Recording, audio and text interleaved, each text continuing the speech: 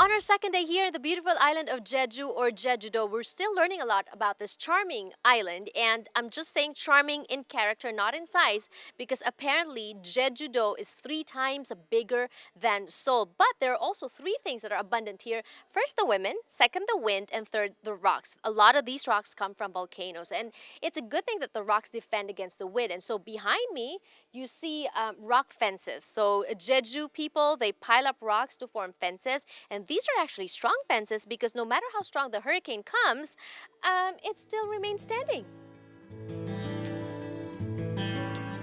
This rock wall is also a distinctive rock in Jeju Island. The beauty is in the lack of brick walls. Instead of the standardized size and form of the brick, each rock in the Jeju fence is of a different size, shape, and color. Experts say that the reason these rock fences are able to withstand the strongest of typhoons without so much as a tremor is that each different-sized rock diffuses shock in several directions.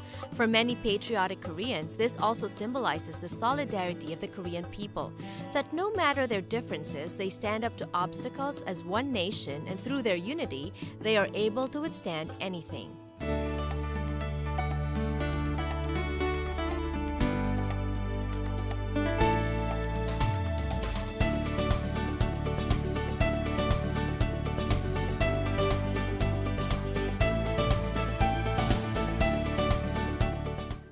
So if you find yourself going around Jeju Island, chances are you're going to see a lot of this. And in fact, when you talk to Koreans and you tell them Jeju Island, one of the things that comes to their mind is this. And this is called? Harubang. What is a harubang?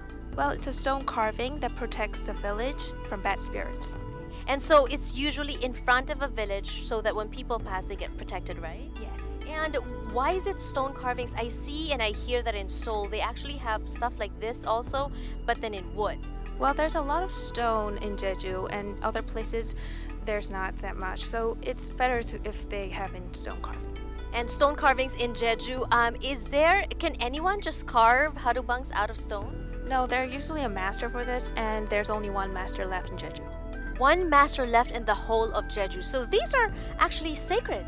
Yes, it is. And I know that it has a lot of uses, also a lot of meanings. Let's first talk about the meanings. Right hand on top of the left and left hand on top of the right. Well, the right hand means it's a scholar. The left hand, it means it's a general. Oh, so if I were to get a harubang or like a souvenir harubang, you have to get both, right? So you get the balance. Yes, yes. And also, if I want a son or if I want more sons, what do I do? Well, you can simply rub the nose of the harubang. Oh, okay. So like this, rubbing the nose like this to get more sun. Yes, yes.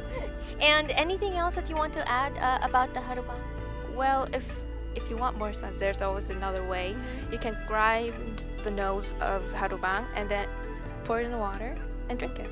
And actually, you know what? This is doubly sacred and actually very historical because I hear that this is the second oldest harubang in the whole of Jeju Island. There are 3 main theories as to the origin of harubangs.